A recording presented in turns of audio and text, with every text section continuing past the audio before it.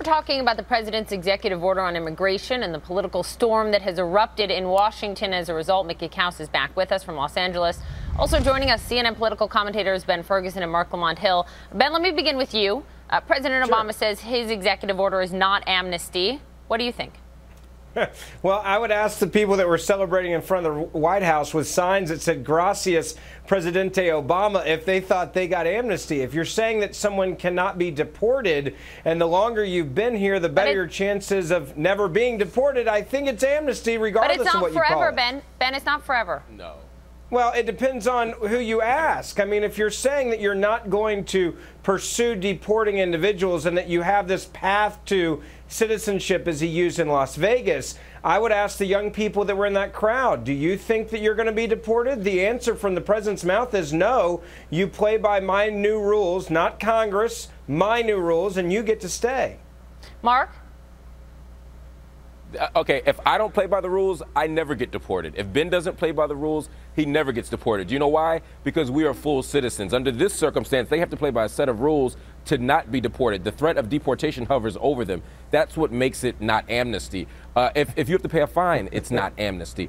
Any circumstance which results in you being deported makes it not amnesty. Now, let's be clear here. The president is playing a word game. The president is trying to thread a very careful needle here by saying it's not amnesty. But the truth is, we've already had amnesty. We've done nothing on immigration for decades now. And as a result, people walk around, they don't pay taxes, they fly under the radar, they're not being deported. They have the most perfect form of amnesty that undermines everything else. Now people have a chance to be citizens. So then why would they want temporary this? citizenship. Mickey, let me get Mickey in here. Mickey, respond to Marc's point. Is Marc right on that point, that essentially what we've had is amnesty? He's right that they're not being deported now. To that extent, we have amnesty. But Obama's giving them work permits. That's the key. And if I were an African American, I would be very upset about this.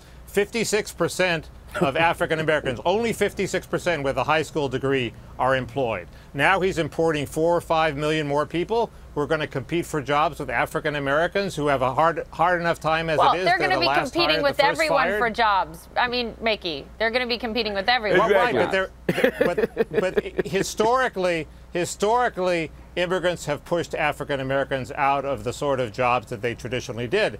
And that's going to continue, and that's no favor to the African-American community. Let me ask you this. Historically speaking, it's important to have context here because we've heard the administration say over and over again, presidents have done this in the past. So, Mickey, from a strictly factual perspective on history, how does this stack up against President Reagan's 1986 move on immigration?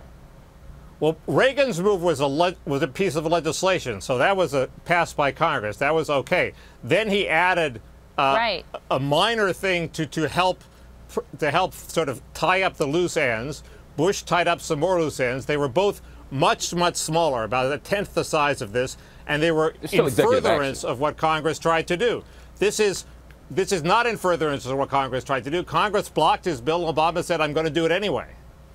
Ben, I'd like your perspective. Well, no, that's not what no, hold on. That's not what happened. Guys, Marc, go ahead, then Ben.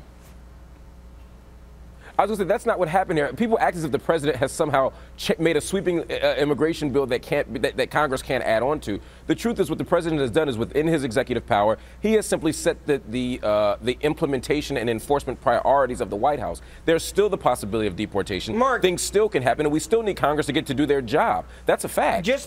Marc, just because Congress doesn't do what you want them to do, it doesn't give you the right to write law. I mean, even President Barack Obama said this for more than 3 years. On more than 10 occasions, he came out and said, "I'm not an emperor." And then he said, "You know what? I don't like what they're doing right now, so I'm going to do it anyway." That's not how our Congress works. Ben, how long do you wait then? But how long do you wait for wait for the bill that was passed by the Senate to be brought up in the House? Very simply, as long as it takes for Congress to do their job, because when you're the President of the United States of America, there is nothing in the Constitution that says you get to do what you want to do when you don't get your way because you don't like Congress. This is a very significant purpose. Hold on, let me finish this, Marc. This is important. You don't get to pout and decide when your timeline is up. This is Congress's job to deal with it. Here's the other thing. You have a new Congress coming in. So things may change. In fact, the Senate's changing. But what the president saw was, I'm not going to get what I want with a new Congress. I don't want to compromise. So I'm going to write my own law, and they can deal with it. Okay. And that's why this is a firestorm. 30 seconds before the break to you, Mickey, here. How much is the GOP risking important votes from Latinos at this point in terms of its stance on this? Well, we saw that they did better among Latinos in the midterms than they had in the presidential. So I think they're risking some, but they're not risking a lot. And, you know, the Democrats are risking a whole bunch of white working class voters who are just as numerous, if not more numerous, who they're alienating by their pro-amnesty stand. So I think it sort of balances out. I just think it's bad policy. There's no rule that just because the Senate passes something, the House has to pass it. The House is co-equal branch. They didn't like it.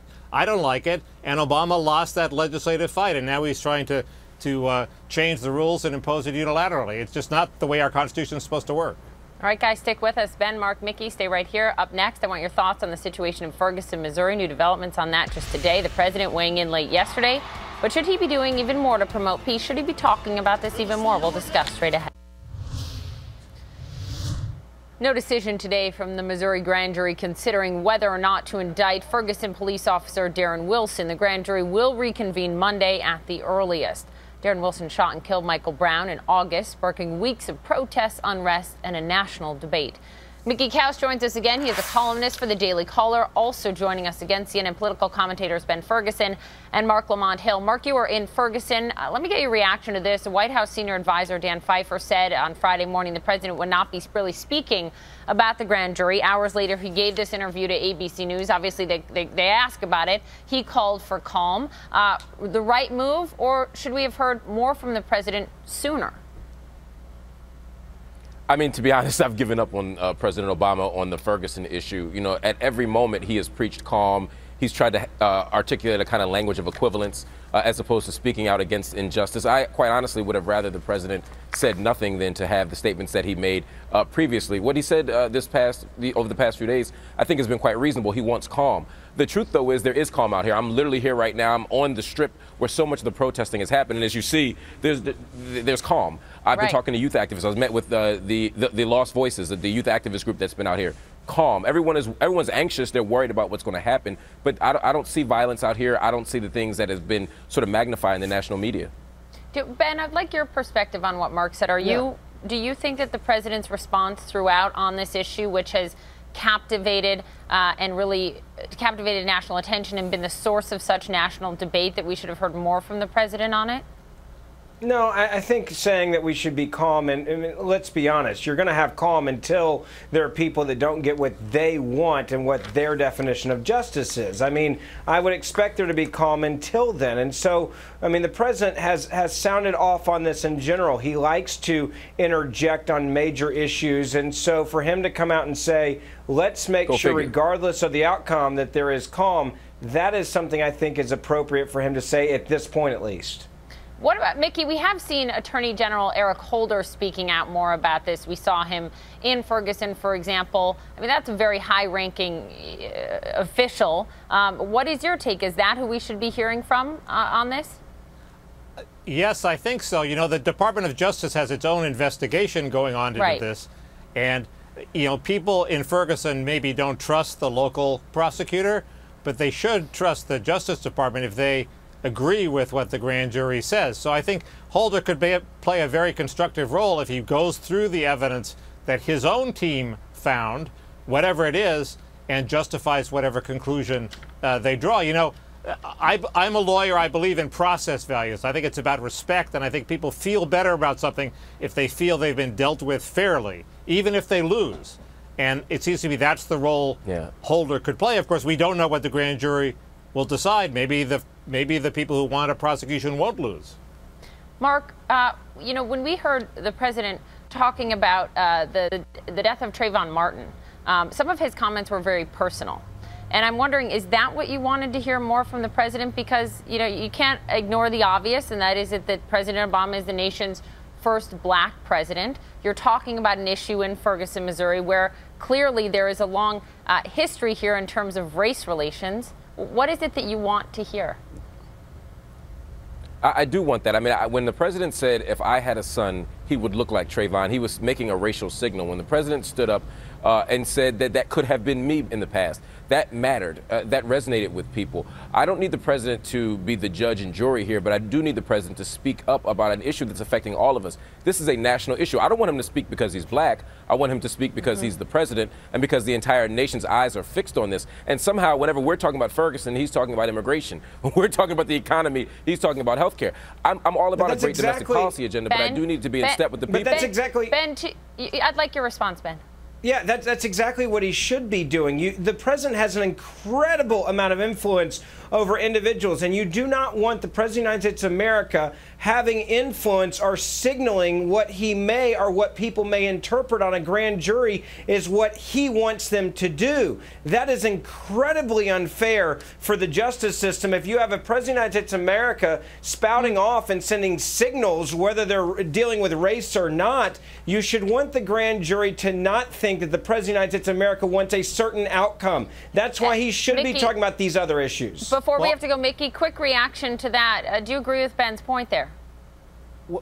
Well, yes, he got burned with Trayvon Martin, I think, when the case turned out to be more complicated than he implied. So he's holding back now, quite rationally. But I do think he definitely has a role to play in terms of convincing the people of Ferguson that they've been deelt with fairly. And I think that's more Holder's job than his. So you, Mickey, you want to hear more from the president, but after the grand jury makes a decision. I don't have to hear more from the president. I do want to hear more from Holder. I mean, it's his job. All right, gentlemen, I appreciate you. I don't want either of them to influence the grand jury. You're the president of the United States of America. You're not Jesse Jackson. You're not Al Sharpton. You're the president of the United States of America. Your job is to hold that office and not put yourself in these situations where people may think that you want a certain outcome. Marc, point? Good point? Well, but if the outcome is, you can say I want justice. Even when he said my son would look like Trayvon Martin, he didn't say George Zimmerman was innocent or guilty. He was saying it's a tragedy that a black boy was killed in the street. He certainly wasn't helping George Zimmerman out. We can speak about we can speak about the tragedy of racial injustice in this country without taking a side on a grand jury investigation. I want the president to be above the fray. We are out of time. Appreciate the insight.